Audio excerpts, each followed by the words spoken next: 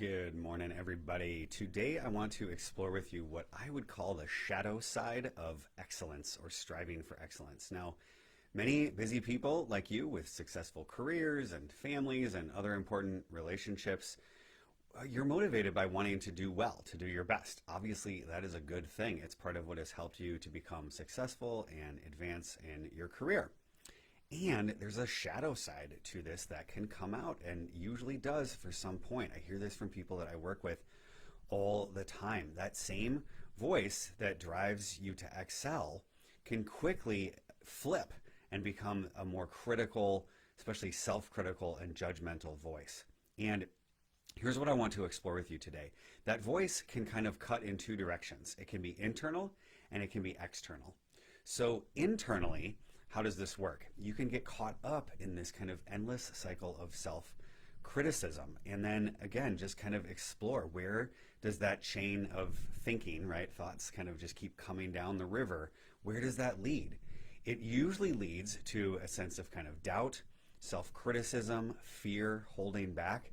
And the one that I think is really, dangerous and difficult for a lot of people is never feeling good enough, never feeling sufficient, never feeling satisfied, never being able to step back at the end of your day and just say, hey, this is good, this is sufficient.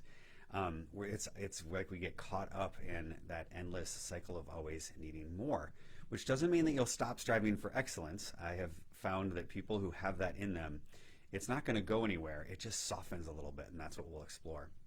So internally, it leads to that sense of never feeling good enough, the burnout, that lying awake at night, like the brain is just always going, always being critical, always looking for that one next thing to fix. Now, externally, it can get pushed out that way as well. You can get caught up in judging other people or the world around you as the cause of all your problems, and then you can easily flip that into this kind of victim mentality or blame mentality. And I think this is a problem personally. I think it's a huge problem in our culture right now that we're struggling with. So how do we work a little more wisely with this? Yesterday, I was actually at my son's soccer game, and I was standing watching, or it was practice, standing listening to a couple of dads next to me, and I was just listening, and I really was staying out of like judging it or being critical of them, but just kind of recognizing like how poignant we are as humans. And they were just going on and on and on, just back and forth about what's wrong with the housing market, what's wrong with the economy, what's wrong with the job market, what's wrong with politics, what's wrong with religion, right? And it was just like, it became this self-perpetuating thing. And I think a lot of us do that internally or externally without even thinking about it. It just becomes like the default. And what I would invite you to consider is what happens, what are the consequences of being caught up in that endless, constant stream of criticism and judgment? One of the ways that I hear, I've seen it for myself and the people that I talk to, it can show up as tension, physical tension in your body that can cause other kinds of physical health problems, and emotional and mental and spiritual health problems. A lot of people I talk with talk about kind of tensioning their shoulders like this, and that can lead to not just shoulder and neck discomfort, but headaches, even more severe things like migraines. Do you ever find yourself just, you're uncomfortable, but you're not even thinking about it, you're not even aware, and then you start going into like mindless eating or drinking just to try to soothe your nerves? That's another way it can show up and cause problems for your health. On a maybe kind of mental, emotional side of things, what kind of mindset or worldview does being caught up in that constant stream of judgment create? Do you start to feel like there's not enough, like you're living in this scarcity mindset, and then you have to constantly fight to get what you want or to get what you need from a cruel and dangerous world, or just to get out of life? And what does that do, again, for your peace of mind, for your physical, mental, spiritual health? And then we can keep unpacking this. If you've ever been caught up in that cycle, and if you're human, you probably have, and especially if you're a successful human in your career and in your world, this is a pretty common pattern that people get caught up in. And then think about what kind of decisions do you make when you view the world that way, when you view it as scarce and dangerous and you're constantly in fight or flight. Does that tend to foster wise decisions that are good for you and your health, that are good for your people that you work with or that you lead, that are good for your family, you know?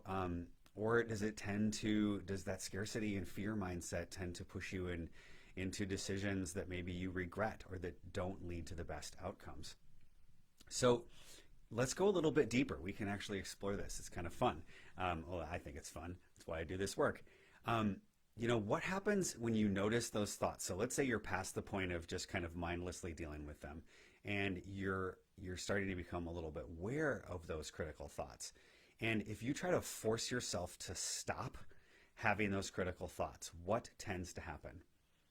Somewhere in our dialogue between the East and the West and thinking about meditation or mindfulness or contemplative practices, we've got this idea that the goal of these practices is to stop our thinking mind.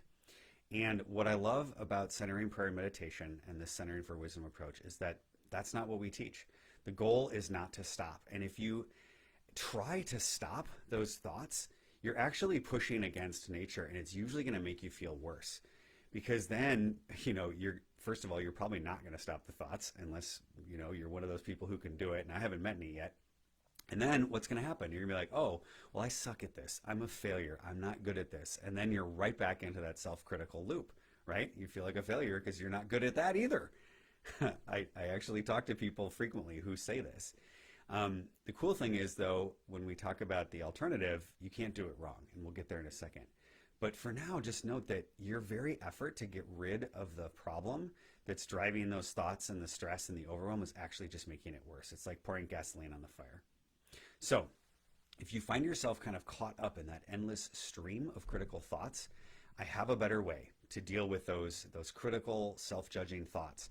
And it's based in both ancient wisdom and modern science. Now, let's do a little fun here. Your brain is one of the most complex things in the entire universe. It's kind of miraculous.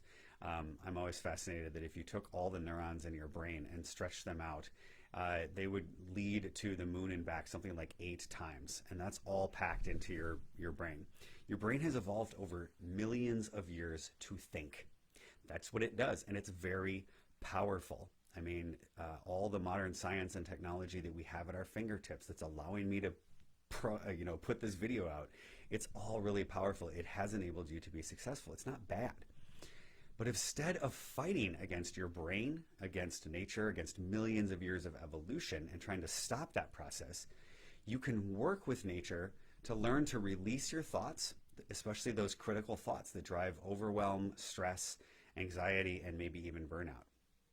You can think about your thoughts as being like your awareness is this river of consciousness, and there are different thoughts that come down that river constantly, because again, that's what your brain does. It evolved to do that. And some of those thoughts are those more powerful ones, those self-critical or judging ones. In the process of centering for wisdom, what you learn is to simply notice those thoughts and to stop fighting them, to turn off that fight or flight, that scarcity mindset, so you can just be curious about what happens to them. In fact, we spend a lot of time in centering for wisdom learning simply to recognize thoughts, notice the effect they have on us without really doing anything, especially at the beginning, and then learning a new method or a practice for working with those thoughts so they're not driving us. And here's a little hint, a little teaser, a little spoiler alert. It's actually in the thoughts themselves and in the way that we relate to those thoughts. That's where the grace of God or a power greater than ourselves has the space to work. It's where the deep healing happens. It is in the thoughts themselves. So even those self-critical thoughts, it's not to get rid of them. It's to find the healing and the grace within them. And we need a practice to do that. So it starts with thoughts. But then what the other really beautiful thing to watch as people engage in this process is that it very quickly extends into everything you do. Even if you're not consciously trying to do this, it just happens. It's the nature of the practice. So it shows up in how you lead in your business and organization, and how you show up and be present to and really listen to and see your spouse or your partner or significant other, your kids, your family, your friends, the people that you care the most about, your colleagues or the people that you lead or your employees. It also shows up in how you make decisions and how you act in the world, motivated by a higher purpose and a greater good that you actually start to unconsciously share with everyone you come into contact with. This maybe is a poor metaphor that just popped into my head, but we're in the COVID world, and right, we talk about how people are like shedding the virus, and it's contagious. Well, let's flip that into something positive. When you're centered and you're dealing in this healthier, healing way with these critical thoughts, it's like you're shedding that healing presence into everybody you come in contact with it. And they actually will start to feel it and notice it and change around you, even without consciously being aware of it. And it's super fun to watch when that happens because people are always so surprised. They're like, wow, this is really working. So with new skills and tools and a method and a practice, with the help of grace, that critical judging voice can start to give way to a compassionate, healing presence. And that's centering for wisdom. And here's the thing, anybody can learn it. Whatever your struggles are, no matter how much you've been hurt by things that have happened in the past, no matter how strongly embedded that critical voice is, and regardless of your age, sex, gender, education level, any of that, anybody can learn it. The practice itself is really simple. The hard part is the consistency and getting past that critical voice that says I'm doing it wrong or I'm failing. And everybody struggles with that at the beginning. So that's where all the added help and mentoring and coaching and supportive community can come in and really be helpful.